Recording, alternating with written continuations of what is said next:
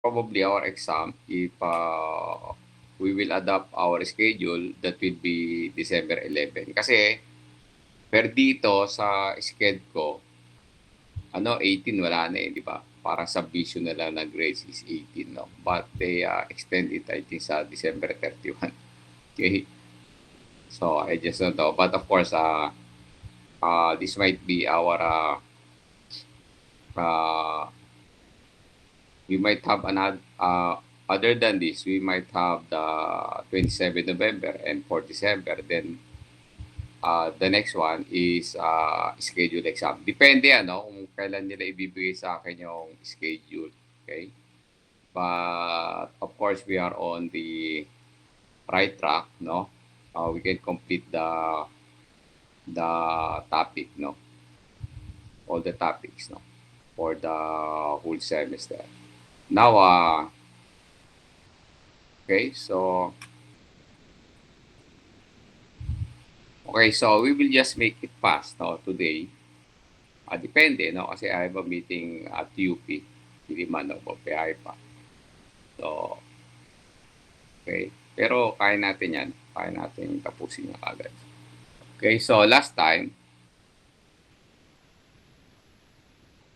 mainit pa. So, okay, last time we talked about static and dynamic stability. Okay, because that is the gauge, no, for the vehicle performance. That is why I told you last time, dalawa lang, no. For the aircraft, no, it should have a inherent capacity to be maneuvered and to be controlled. Okay? So, ibig sabihin, when you design it on the paper, it will already show the stability. Okay? Then, of course, wala lahat na sabi pa, paano mo i-design? Depende yan sa limitation ilalagay mo. Let's say, normal utility lang yan. Siyempre, yung limitation mo, pang normal and utility. Kapag aerobatic, siyempre pang aerobatic yung ilalagay mong mga requirements. Okay? So that is why, di ba, sabi ko, the problem is to fly. So they designed the airplane. Then, paano mo ile-level up? So that is not a problem. That is a requirements, di ba? So you have to produce a solution to solve, okay? Or to reach that requirements, di ba? It's not anymore a problem, no? It's a requirement. So sabi nga na paano, hindi na pwede may problem ka rito, susunod problem pa rin. No, if that is the level up, itataas mo yung requirements. Of course, dito, gagawa ka ng solution para ma-meet mo yung requirements. Diba? That is why mga fighter airplane nga ngayon, no? We're talking about supersonic, no? Sixth generation na yung, sixth generation na yung mga ngayon. That is why still, no? And nag-produce sila ng drone na stilt na rin, no? Hindi siya nagsimula sa first generation. Umakyat kaagad, no? Nasa third and fourth generation na kaagad. That is stilt, no? Stilt aircraft. So, alam niyo na pag stilt, di ba? So, yun na ngayon yung So, that requirement is being given a solution. So, requirements na yun, hindi yung problem. Kasi yung problem nagawa na eh, di ba? Then, of course, what are the other solution? Now, if you've heard, no? So, before we go with our lecture, no? Kasi, the issue now, no? If you are an engineer, of course, you have to have always a what you call lifelong learning, di ba? Okay, lifelong learning na. Okay. So, you must also read and you must be aware of the environment. So, sabi ko noon, in-imply ko sa inyo, situational awareness. So, lagi kang may situational awareness specifically nasa aviation ka, dapat alam mo lahat, pati yung mga chismis, no? Chismis tungkol sa aeroplano ay chismis sa mga empleyado. Okay?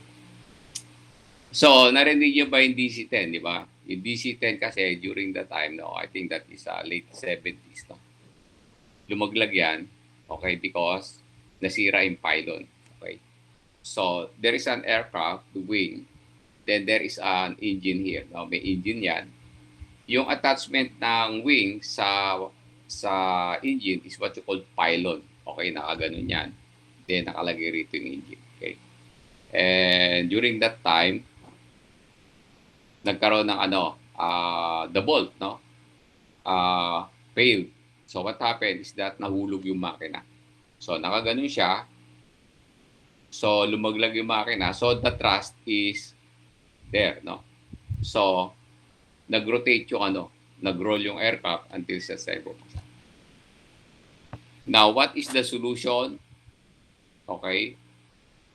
The solution to that one is that they analyzed, no, and they put another bolts, no. So they put another bolts. They just found out na may problema yung bolts. But during that time, naging notorious na yung aircraft. That is tri-engine yon. So meron yan sa dalawang pakpak, may makina at saka sa buntot.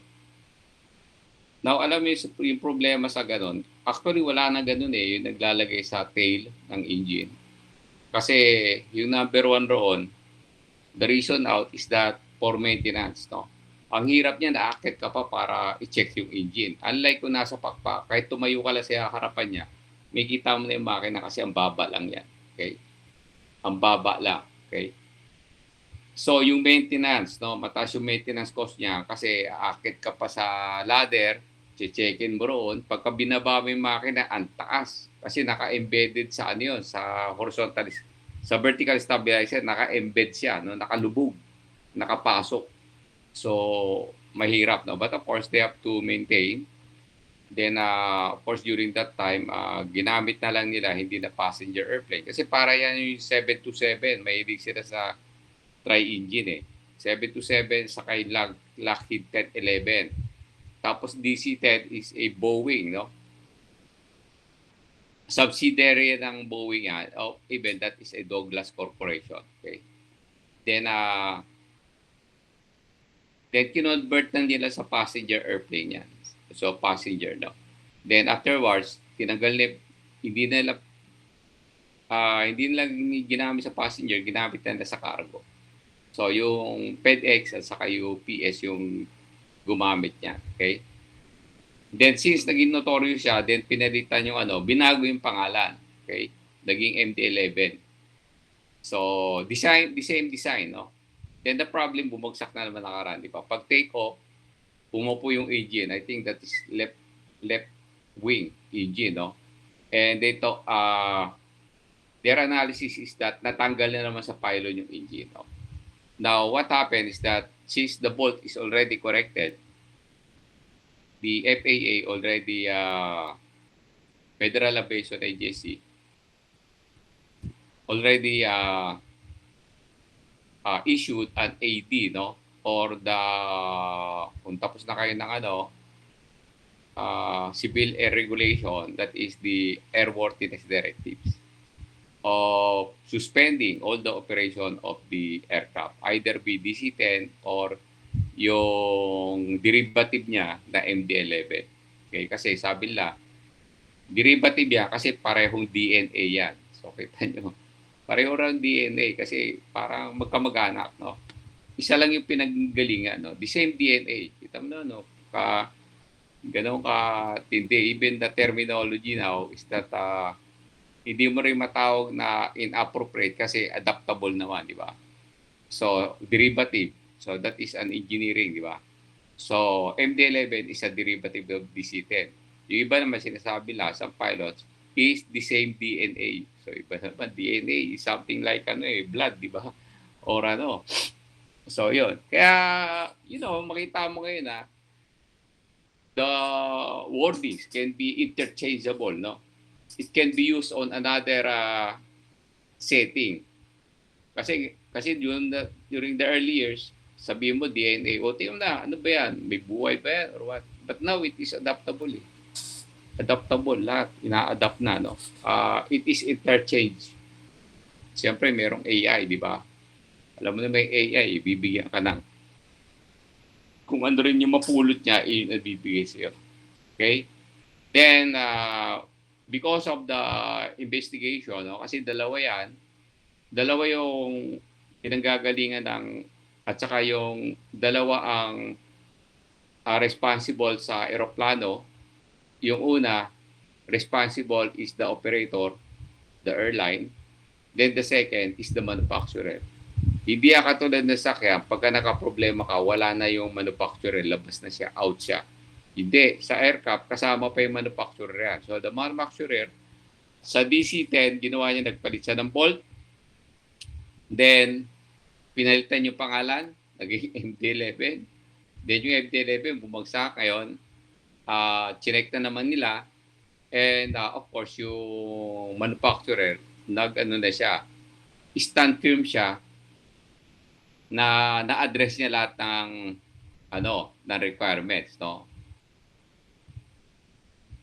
But of course, yung nasilip doon is the maintenance program ng airline. Yun, doon mabigat. Maintenance program. Tingnan nyo nakita kung paano ikinakabit yung engine. Kung ano yung problema sa pagkabit ng engine. Kasi the instruction, even yung pagkabit ng makina, ito yung sa atin, even yung pagkabit ng makina, may procedure yan. Kung 10 steps yan, 10 steps yung gagawin mo. Nung chinek yung operator, nakita nila na once they do the removal and the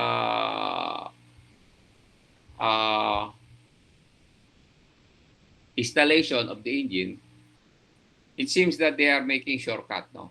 Shortcut nila. So they are not following the sequence of events, no?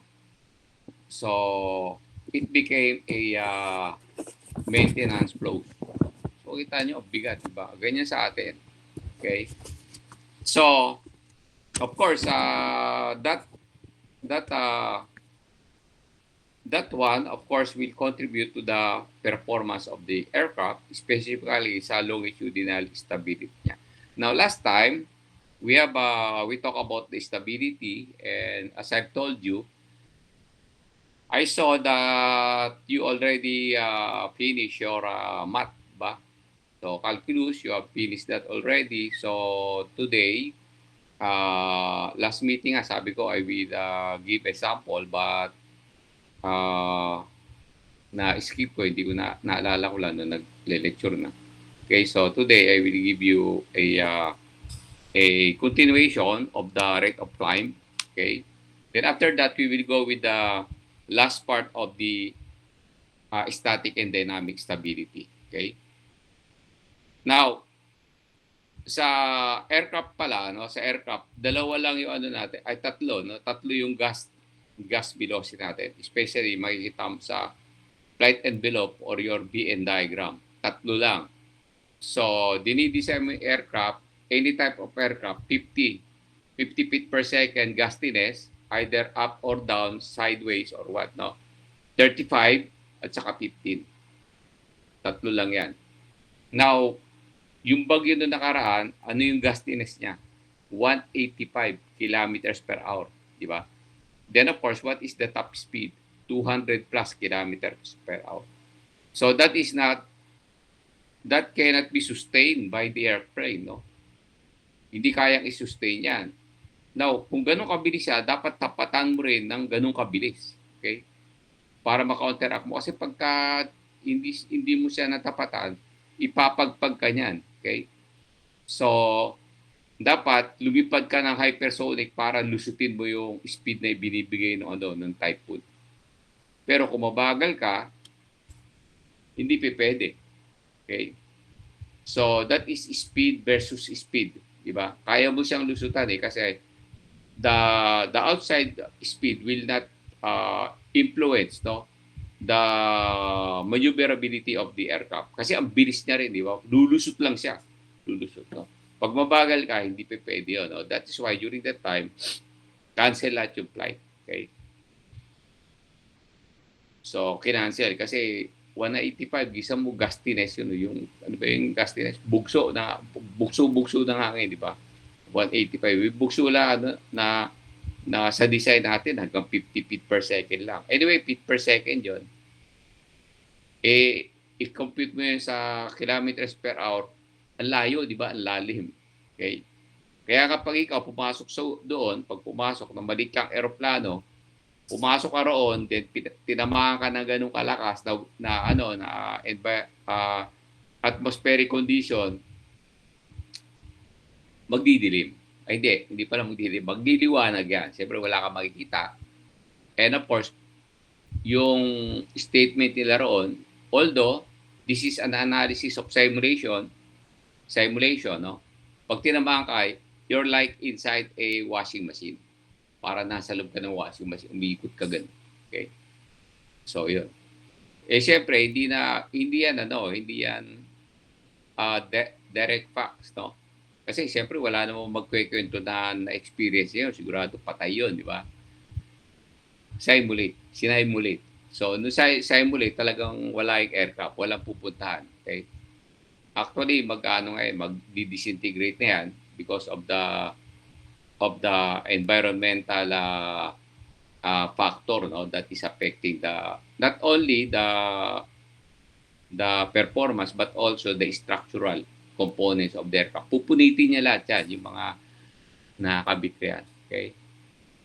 Sabagay, bago bumagsak, tulog ka na eh. Hindi mo na mararamdaman yan. Okay? Joke lang ah. Okay, so let's continue. Okay, I think we have, actually, the continuation is lecture 8, no? Although lecture 10 na tayo. So I will share na. Kasi I have a lakad po, may meeting pa. Ang dami na kasi ngayon, year-end na kasi. So, we have a lot of board meeting, no, na kinakanda for the, So, ito na naman yung, mirrorized, okay? Di tayo. Okay, so, can you see the slide now? Yes po. Yes po. Okay, so, we will have now the additional theoretical calculations. Okay? So, let's have a review, no? Kasi para maintindihan nyo kung ano na yan. Okay, we have now the power available, okay? And power required. Ano yung power available? Now, the engine of the airplane produces a thrust. Diba? We have a calculations before, we have a thrust. Now, during when the airplane is on the ground, it has a thrust. No? And if it accelerate, okay, let's say if it accelerate, the thrust produced by the engine is the same,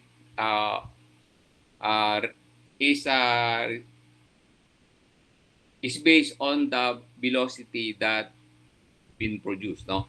So pagka tumakbo yan, may thrust yan, pero may velocity rin yan, right? Dito, kukunin natin yung velocity is the exit velocity. Yung lumalabas sa, kung jet yan, no? Lumalabas sa kanya rito. Okay, but of course, let's not consider yet the drag, no? The drag, meron niya resisting force eh. So, usapang velocity lang tayo at saka thrust, no? Na pinoproduce ng engine. So, the engine will produce thrust, okay, in terms of pounds, and it produce an exit velocity. Now, dito, usapang velocity lang tayo at saka thrust, no? Now, pag multiply mo yun, then kinonvert mo, we have conversion here, you can get a horsepower, and that is now your power available. So, the power available is based on the output of the engine, okay? Then, umakyat ka ngayon. So, pagtakbo mo, okay, pagtakbo mo ganyan, okay, meron ka ng drag. Okay? Meron ka pang thrust, diba? Thrust times velocity, available power. Pero may air resistance na yan kasi tumatakbo ka eh. So, may drag na yan. Drag times velocity is a power required. So, dito pa lang sa baba, okay, sa runway pa lang, meron ka na tinatawag na power excess because the power excess is the power available minus power required. Yan. Okay. Then, pag umakyat ng aircraft, aakit na yung aircraft ganyan. Pag aakit ng aircraft, no, you have still your power available. Tanong, sir, yung power available ba nagbabago? Actually, hindi. Theoretically, hindi magbabago yung power up. Yung pala yung makina mo, di ba? Hindi ka naman umalis, di ba? So, yun pa rin binabagay nyo. But the drag is changing as you go higher. Okay? Tumataas ka eh. So, what happen now is that you will multiply that by the drag. And the drag is a function of the density, right? And dynamic pressure also. Okay? Kasi meron yan tatawag tayo na drag na nagpo-produce ng lift. And that is your induced drag. Siguro i-take up natin yan later on, no? Induced drag. Pero ngayon, drag lang tayo muna. No? Dalawa yan eh, profile drag at saka induced drag. The total drag is equivalent to the sum of the profile drag and induced drag. Dito, usapan drag lang tayo. Okay? Yung buo lang. Okay? So, habang tumataas yan, yung power excess mo, lumiliit. Okay? Lumiliit ng lumiliit. So, pag-akit mo yan, that is now your power excess, kada altitude, divided by weight. Kasi yung weight mo hindi nagbabago. Although, nababawasan yung fuel mo, lumiliit, pero it's not masyado significant, no, para apektuhan yung rate of climb mo. So, akit siya, then afterwards, no, habang tumataas siya, bumabagal yung rate of climb. Natural, tumataas, bumababa. Bakit? Kasi yung power excess mo, lumalaglag rin, bumababa, no? Yung power required mo is tumataas because of the change of altitude. Okay? So, there is a time na, of course, it will come na yung power excess mo magiging zero. The power excess will become zero. So, what happened with your rate of climb? The rate of climb will become zero and that will now be your absolute ceiling. Iyon ang pinaka-altitude na maaabot lang ng eroplano. Okay? And that, of course, you will consume a lot of fuel there. Okay? Then, of course, you will fly at, you will not increase your airspeed, no? Fixed na yung indicated airspeed mo is the same as your true airspeed. So, ano yung, kasi yung problema rito. Yung true airspeed mo, yung lipad mo sa, lumilipad kasi abaw, true airspeed. Yung indicated airspeed, yung nasa instrument mo. Okay? Tanong, sir, magkaiba. Actually, yung indicated airspeed mo, based yan sa ram pressure mo sa P2 tube. I just don't know kung na-discuss ko sa inyo yung P2 tube. Pagka pumasok yun, yung hangin pumasok sa loob, magkakaroon ng difference between the static pressure at saka yung dynamic. Then, magbibigay yan ng airspeed. Your true airspeed mo, yun mismo yung galawan mo, yun ang galawan mo mismo, no? So, hindi mo masabi na yung indicated airspeed mo is the same as true airspeed. Maybe if you will look at your true airspeed, mas mabilis ka kaysa sa indicated airspeed mo. Or maybe, mas mabagal ka kaysa sa true airspeed mo because of the, diba? Merong discrepancy. Now, kaya ngayon, nagbe-base na sila sa posisyon not on the indicated and true airspeed but also on the global positioning, no? Naka-GPS. So doon mismo nakikita mo kung gaano ka kabilis o gaano ka kabagal. Okay, high-tech, di ba? High-tech na ngayon. Noon instrument lang, no? Kaya ngayon lumabas, hindi na masyado sa analog, puro digital na, di ba? Wala nang analog, digital, no? So ibig sabihin binibigay na sa yung value. Okay? Actual, no? Real time. Okay? So, after that, yun na yung pinakamataas mo, yun na yung yung altitude mo, hindi ka na pwedeng umakyat, hindi ka na pwedeng mag-accelerate. So, ibig sabihin, kung nasa maximum altitude na, hindi ka na akyat, hindi ka na rin pwedeng mag-accelerate ng diretso. Okay? Wala na, todo na yun. Okay? And that will, of course, it will consume a lot of fuel. So all you have to do is to go down. Okay? To go down. So ito yan. This is the absolute ceiling. Okay? Absolute ceiling. But of course, we have also the service ceiling. Now take note pala, yung rate of climb at sea level sa runway, paakit ka pa lang, Iyon ang pinakamataas na rate of climb. Iyon ang pinakamataas. So kung 1,000 na yung rate of climb rito pag-akit mo, yung pag-akit mo, habang tumataas ka, yung rate of climb mo lumiliit until sa time na umabot sa zero.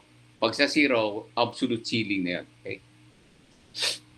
So ito yung diagram ng absolute ceiling at saka service ceiling. So sa service ceiling, usually that is what you call the cruising altitude. So dyan lilipad yung aircraft.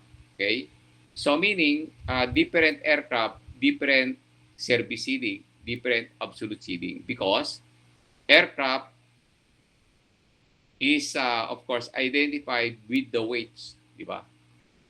With the weights. So pagka magaan ka lang, so most probably, yung absolute ceiling mo, mababa lang. Service ceiling mo, mababa. Kapag malaking eroplano yan, mas mataas yung absolute ceiling niya at saka yung service ceiling niya. So, there is no chance na magbumangga yung maliit sa malaki. Okay? So, yan ang sinasabi ko, hindi pwede bumangga yan. No? During cruising speed, cruising altitude, kasi magkaiba sila. Per record, nagbabanggaan lang sila during take-off at saka landing. Diyan nagbabanggaan yan yung eroplano kasi lahat sila naroon sa common altitude. Okay? Pero pag parehas na yan na lumilipad, no, going to the destination, hindi pwede magbanggaan yan. Okay? Because they are occupying different altitude. Okay? So service ceiling, kapag propeller driven siya, like this one, I have here a pagka-propeller, no? Pag lumipad yan, pagka tumakbo sa runway, umakit yan, pag-akit yan, let's say 500 feet per minute yung rate of climb niya, paakyat, then naging 100 feet per minute, iyan na ang service ceiling niya.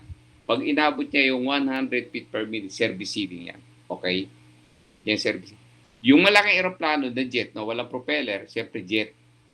Pag tumakbo yan, malakas yung ano niyan, yung rate of climb niyan. Sabihin natin 1,200 feet per minute. Pag akit niyan, dito yan pupunta sa 500. Okay? 500 feet per minute. So, yung 100 feet per minute saka 500 feet per minute, magkaibang altitude yan. So, dito siya yung service ceiling niya sa ibabaw at saka dito. Okay? So, indicator yan So, ibig sabihin, pagka lumipad ka, pag umabot ng 500 feet per minute, gaganon na yung aircraft. Okay? Gaganon na. Okay? But actually, hindi pala rectilinear yan yung diretso. Hindi yan rectilinear. Kasi pagka gumanon ka, the tendency na to, gumanon yung aircraft. Actually, hindi rectilinear steady flight yan. Yan kasi rectilinear steady flight. Pagka gumanon ka, the tendency is to produce a librito. Yung itsura ng aircraft, hindi naman diretsong ganun, kundi umaakyat. Pag ganun yung akyat niya. Okay? Sa theoretical, rectilinear yung ginagamit. Pero sa actual, hindi. Pagka ganun ng aeroplano, dire-diretso yan, tatamaan niya rito ang dynamic pressure. Umaakyat yan. Parabolic yung ano niya. Nakakurbada. Okay, pag ganun. Hindi pag ganun. Okay, pag ganun. Okay. So, ito siya, no? Then, of course, this is the absolute ceiling where rate of climb is 0. Then, of course, we have here continuation. That is the reading. Ito, ginamit rito is Concords. Yung Concorde, lumilipad siya ng altitude up to 68,000 feet. So, na-compute na natin yan kung ano yung 68,000 feet. Ang baba na ng pressure yan. Pero yung SR-71, umaabot yan ng 100,000 feet. Okay? So, kaya yung piloto niya, naka-G-suit na, no? G-suit o yung pang-astronaut na yung suit niya. Okay? Okay, so this is now the flight envelope. Okay, we have here different terminology, service envelope, performance envelope, BN diagram, yun. Then, of course, this is our sample diagram, no? So, this is upright, okay? Then, of course, these are the line of gas, yan, no? Yung mga broken line na yan, those are the gas. Okay, yan, no? Gas. Nakikita nyo, gas envelope yan. So, pagka gas envelope, tinamaan ka ng 50, 35, or 15, dito ka lang. Pag ikaw lumabas ro, wala na. Kailangan dito ka lang sa loob.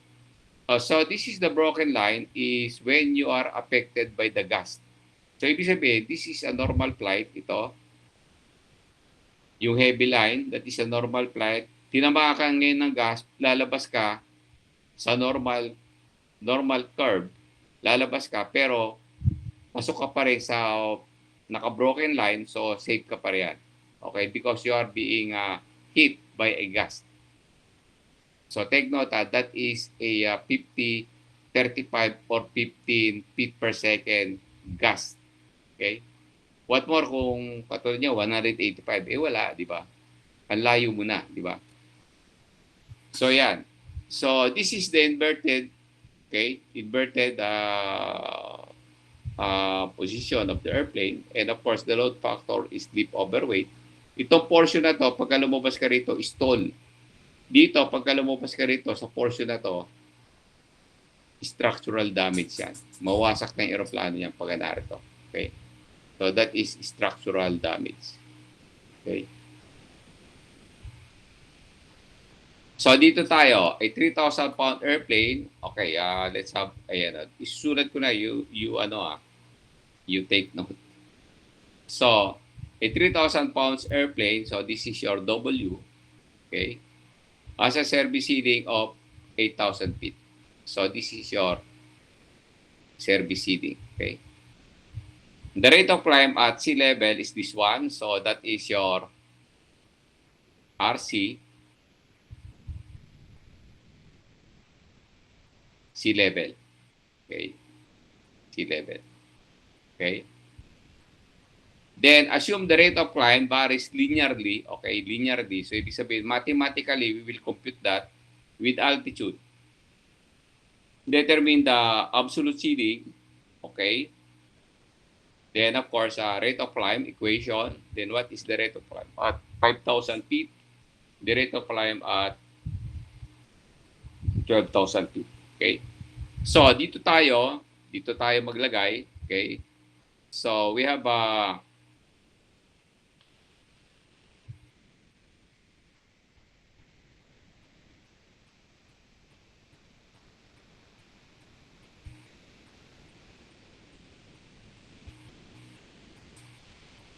may tinetext na ako ng pinapaalala yung meeting.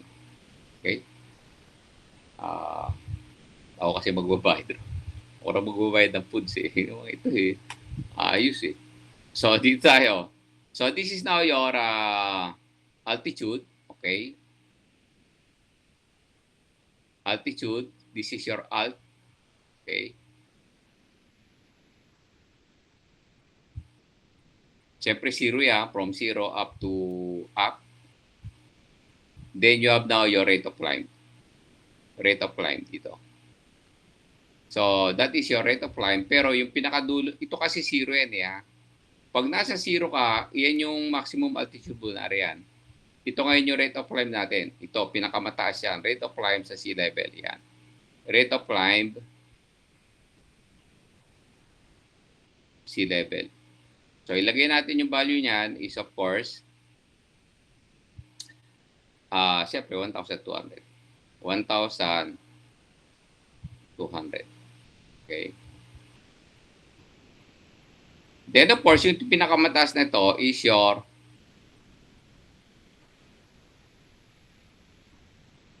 siyempre absolute ceiling, ito yung H. Okay. Absolute ceiling. So that is your H. Okay. So ibig sabihin, pinakamataas siya from zero. So ganito kung 1,000 rate of climb mo, pagka lumiliit yan, umabot rin, pag nag-zero yan, equivalent yan sa absolute ceiling, right? Yan yung absolute ceiling mo. Okay? So rate of climb mo, mataas, hindi yan zero. So habang tumataas ka, habang umaakit ka, okay, pakitin na natin, habang umaakit ka, bumababa yung rate of climb mo, pero tumataas yung altitude mo, right? So, yan yung triangle natin. Then, afterwards, service ceiling natin is 8,000, okay? So, this is now your service ceiling, 8,000.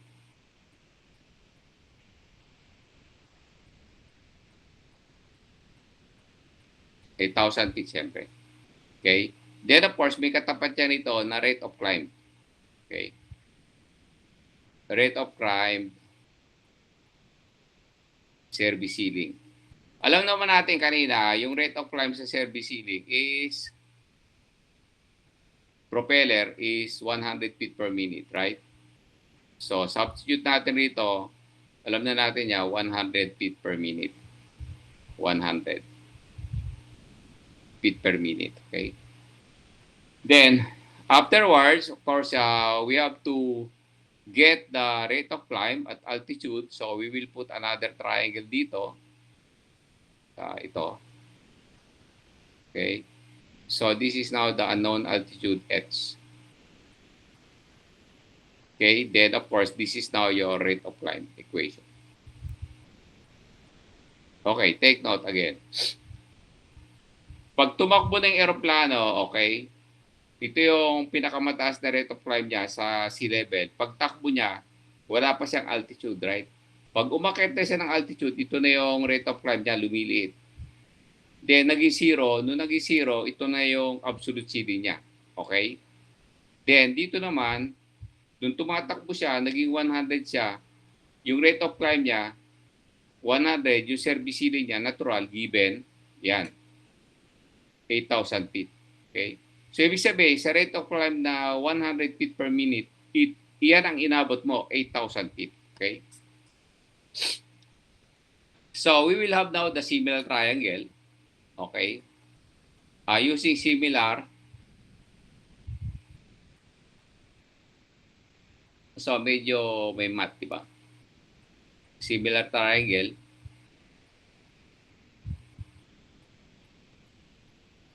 Similar triangles, no?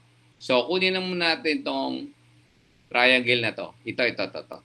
Itong triangle na to, at saka itong triangle na to. Itong triangle na to, of course, kung kukunin mo tong taas na to, ito, is of course,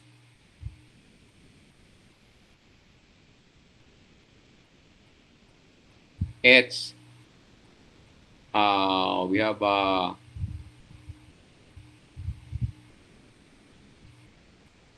h minus h, no? H over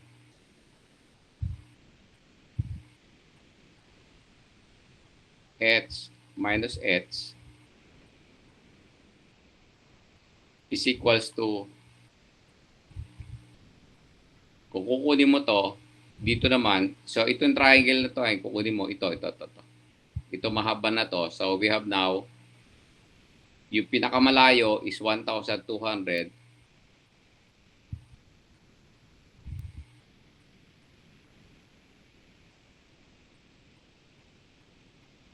over RC.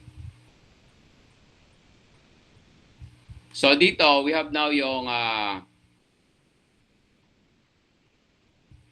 ito at saka ito triangle na to, then ito, okay, 1,200 over your RC. Your RC is unknown, di ba? So this is now our equation. Then another triangle, kunin naman natin yung itong triangle na to. Ito. Okay? So ito triangle na to, ito. Hindi ko kasi masyadan kasi magtatakay pa eh.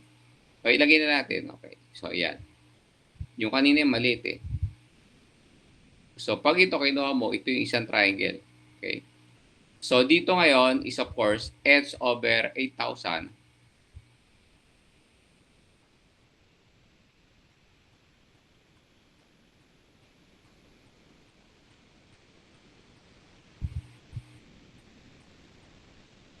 Kasi, di ba, ito h over 8,000, yun. Tapos, yung triangle na ito is of course, 1,200. 1,200.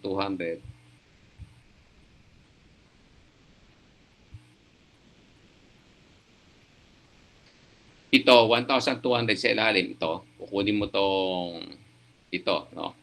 So, we have now your 1,200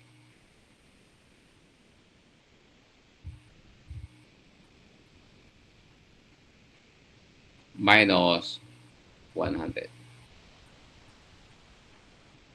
So, how much yan? Okay. So, kung sisimplify mo yan, you can get now the H, no? For the absolute ceiling, H natin, makukuha natin. H is equals to, okay, that is now your absolute ceiling. Okay?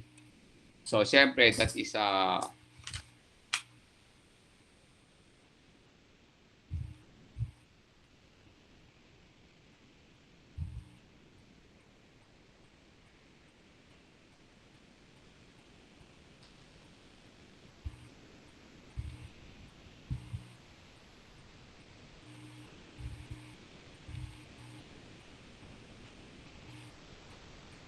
8,000.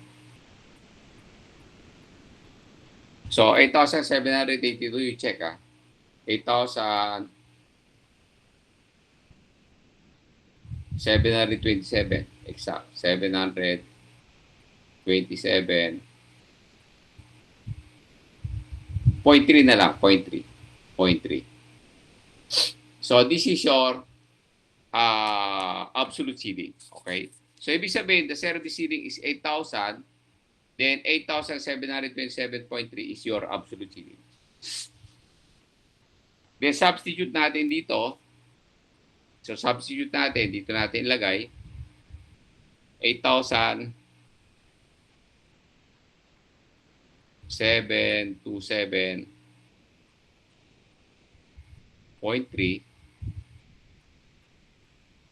over 8,727.3 minus h is equals to 1,200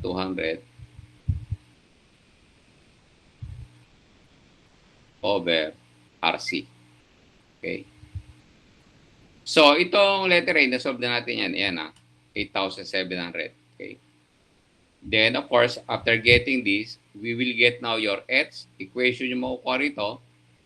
So, syempre, we will have RC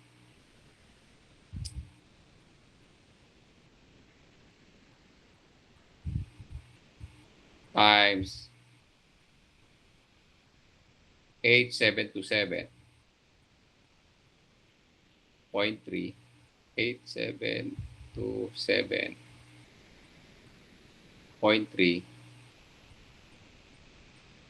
is equals to 1,200 times yun. Okay? So, di natin baba. 8,727.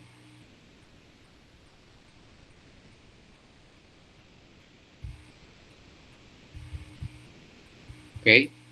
Then, divisible by this, di ba? So, divisible by this, what will happen now is that RC, i-divide mo siya. So, shortcut na natin yan. Pag ito, multiply mo to, di-distribute mo rito, minus h pala, sorry multiply minus h. Okay. Minus h ito. So, minus h. So, transpose lang yon. So, i-distribute mo yan, 1,200, multiply by this, divided by this, so 1,200, di ba? So, 1,200. 1,200. Then, you have to adopt the negative, okay? Negative natin ngayon. Cancel na yung 8,727 Ito ngayon, 1,200 divided, multiplied by h is 1,200. 1,200.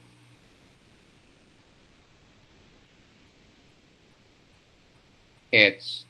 Siyempre, meron tayo 8,727. 8,727.3. Now, this is now your rate of climb equation. Okay. Okay. So, yan. So, we have 1,200. 1,200 minus, siyempre, di-divide natin yan, 1,200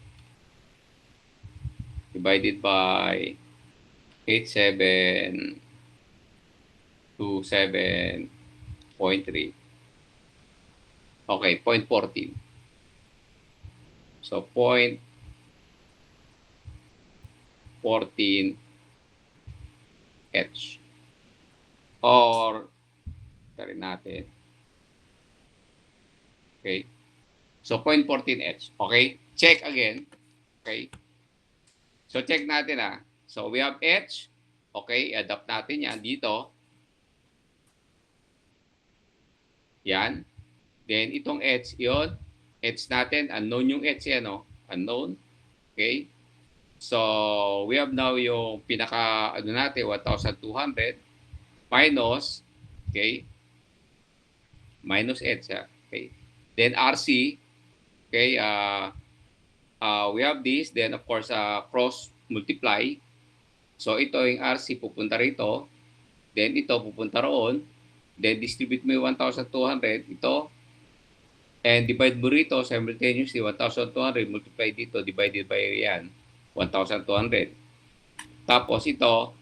1,200 multiplied by 8727.3 divided by 8727.3. So we have now 0.14 H. This is now your rate of climb.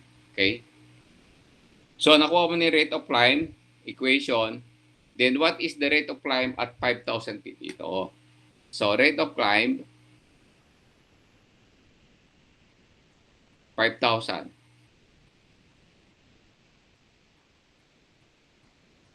So that is 1,200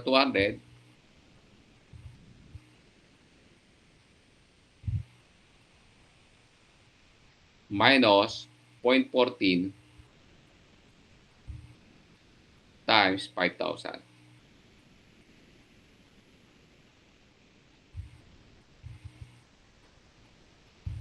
So this is now your rate of climb at 5,000 feet. Okay. So 1,200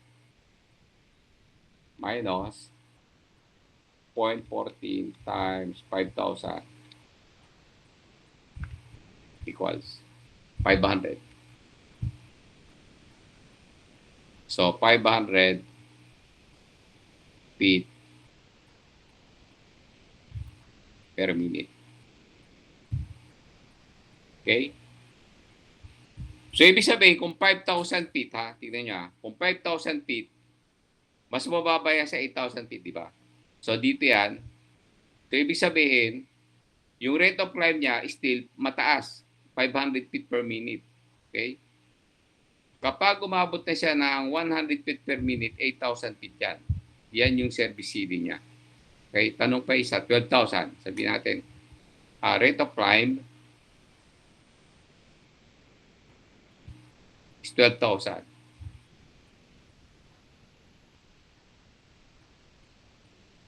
So, this is, substitute natin 1,200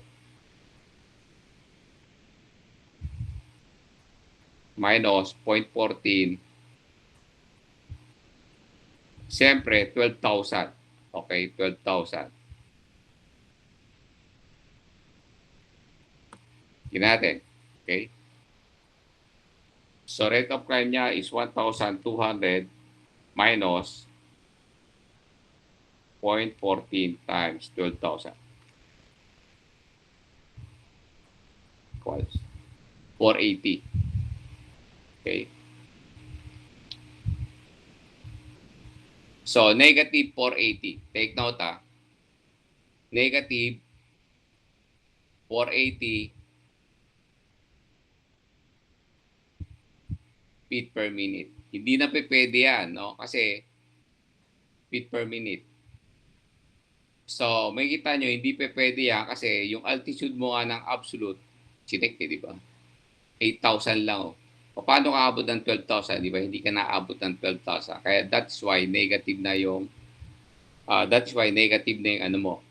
yung rate of climb, no? Not applicable na yung 12,000 feet. Hindi mo na abutin 12,000 feet. Okay? So, nakuha na natin. But of course, you have to use your similar triangles. So, yan. So, you have to copy that, no? So, yan. So, paano kukunin. Baka lumabas yan. Okay? Kasi mathematics naman to eh. So, theoretically, ito yan eh. Pagka nag-design kasi, ito mismo kasama yan. No? Sinusolve. May projection ka na agad. Pero syempre, after completing the prototype na airplane, ite-test flight pa yan. You know what? Pagka tinest flight yan, i-aakit yan ng piloto doon sa pinakapataas. I-aakit niya yan. Okay? Titingnan niya kung tama yung 8,727.3 nakakayanin ng eroplano. Tanong, sir, aabutin ba yan or what? Within that area, no? Baka 8,700 or 8,500 aabutin, no?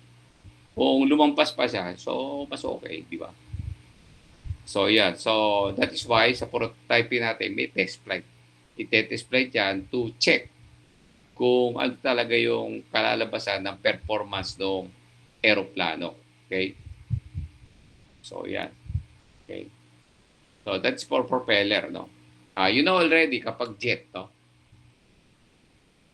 Then, afterwards, we have another one, no? Okay, the rate of climb of an airplane is defined by RC is equals to 500 s. Ito, nakuha natin yung rate of climb equation. Ito yung rate of climb equation natin. Yan. Dito naman sa isa, given yung rate of climb equation, yan, 500 minus h over 20 in feet per minute. If it takes 1/4 minute for this airplane to climb from service ceiling to an unknown altitude, h determined. Okay. So, dito natin i-drawing yan para maganda. So, again, the same triangle. Okay.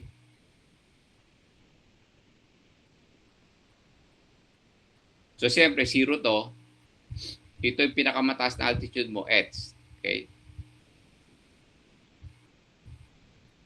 So, magmula yan din sa baba, papunta roon. Okay, that is your h. Then, of course, we have now your RC. Sabi niya, defined eh. So, that is your RC. Ito yan, sulat natin. 500 minus h over 20. Okay? Then, after that, we have now your rate of climb. Okay? This is your rate of climb. Okay? RC.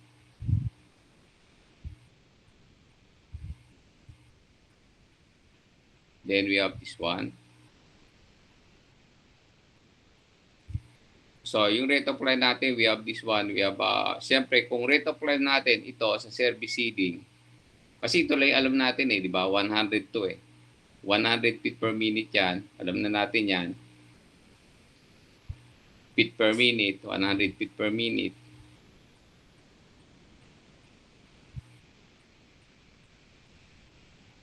So, ito yung SC natin, right?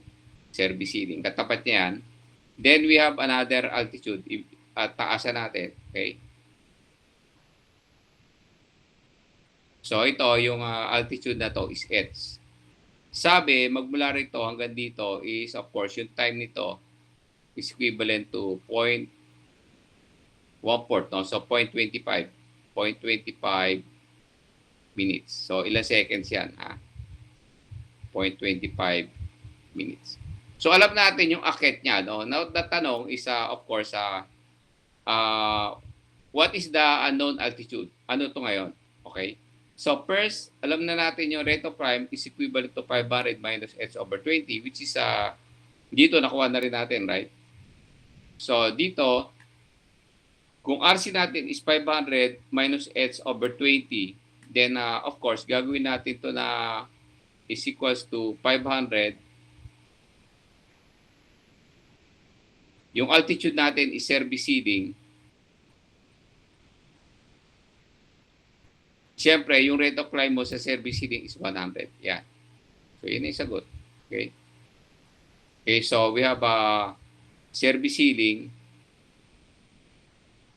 is equals to 400 times 20, di ba? 400 times 20. Tama ba? 500 minus 100, divide by 20, ay multiply by 20, okay. So, this is 8,000, di ba? Service ceiling natin is 8,000. 1,000 feet. Okay, 8,000 feet. Okay, so pwedeng ito. 8,000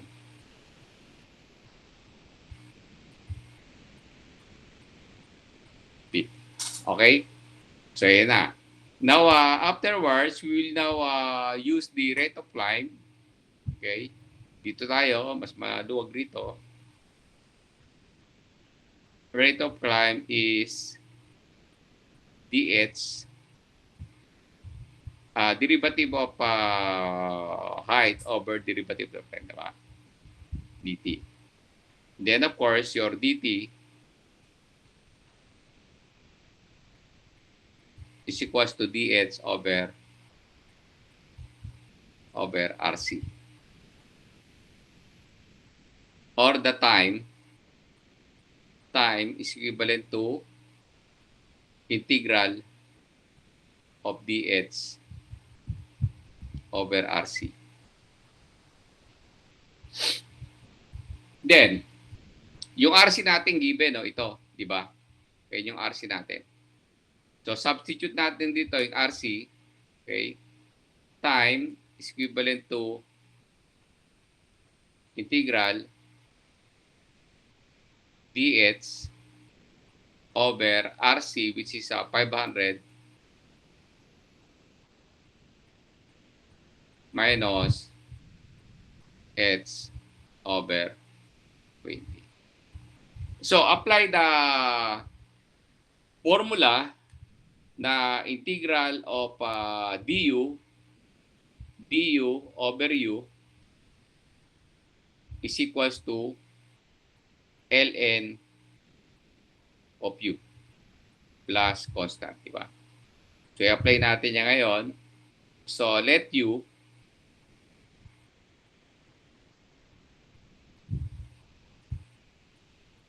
is equals to, we have, siyempre, RC, which is equivalent to 500 minus h over 20. Okay? So, afterwards, what is now your derivative of u? Ito, du is equals to negative dh over 20, right? So, negative dh over 20. So, substitute po ito rito, okay? Okay, so yung dh natin is what? Substitute natin, dh is equals to negative 20 du. So again, substitute dito. So we have the time. Very interesting, di ba? Time is equals to integral. dh natin is what? dh is of course negative 20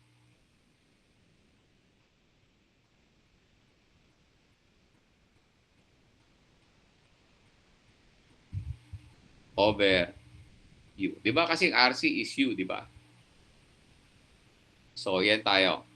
So, afterwards, okay, we have now to put the negative outside. So, the t is equivalent to negative 20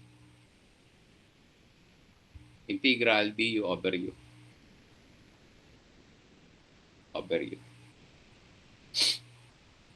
So, yung limit natin is of course SC over H, di ba? Okay, so, but anyway, no? So, dito naman tayo. So, ito ngayon, kukunin mo to, ln yan, no? So, the time is equivalent to negative 20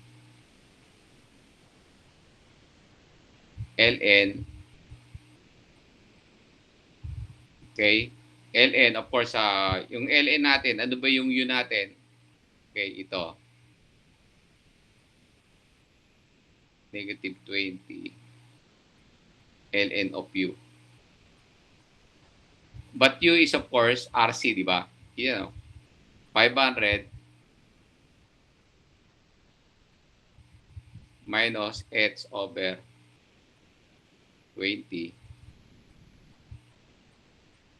Meron tayong ano yan, SC to H, di ba?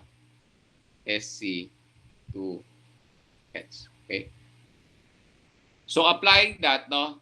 Applying that, we have now yung time natin is of course given, no? 0.25 minutes yan. 0.25. Yan yung time. Okay? Negative 20 ln. So upward and downward yan na ito. Laki natin. 500 minus h over 20 all over, di ba? Yan yung load natin, 20. We have now 500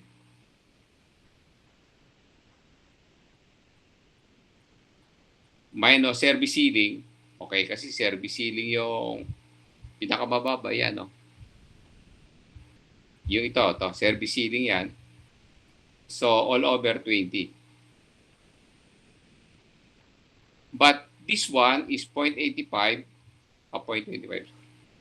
0.25 is equals to negative 20 ln. Adapt mo yan, adapt. Okay? 500 again. 500 minus h over 20.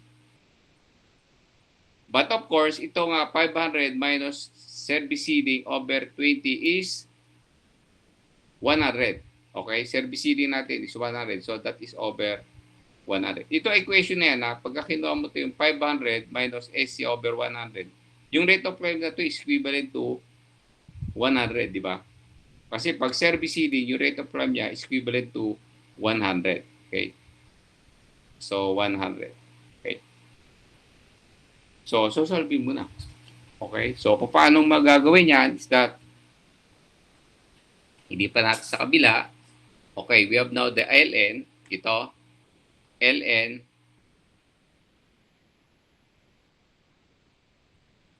$500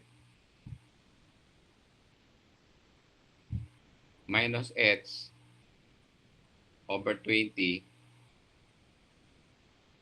Then all over rate of climb at sea level, of course, as a service ceiling, 100. Service ceiling, 100. Okay? Okay? Then, of course, is equals to 0.25 negative 0.25 over 20. Kasi may 20 ka rito, di ba? So, kapag nilagay mo na yan sa negative 20, tanggalin natin to. We have now, wala nang pagsusugatan. We have 500 minus h over 20 over 100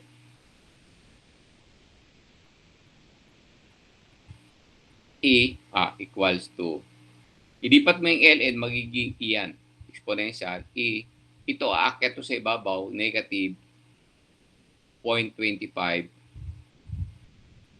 over 20. Then, kaya mo nang equate, di ba? Palalabasin mo rito yung altitude h. Okay? So,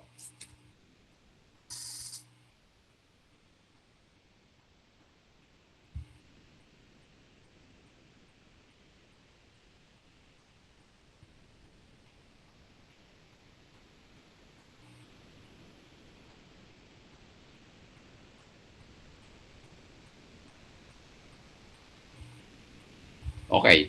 So ito, pagka in-extract mo to, magiging ano to, magiging positive 0.987, 0.98, 0.988. Okay, 0.988. So multiply by 100. Okay. So anuin ko na nga para diretso na. Diba? So, dito, so ito ngayon 500 minus h over 20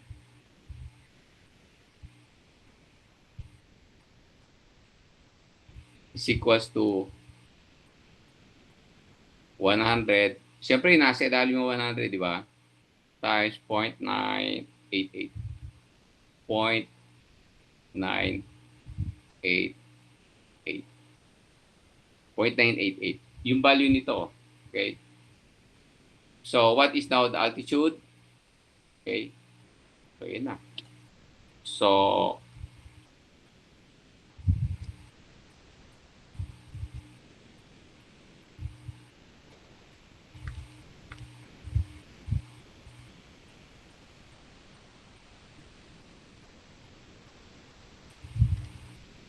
(8,024) H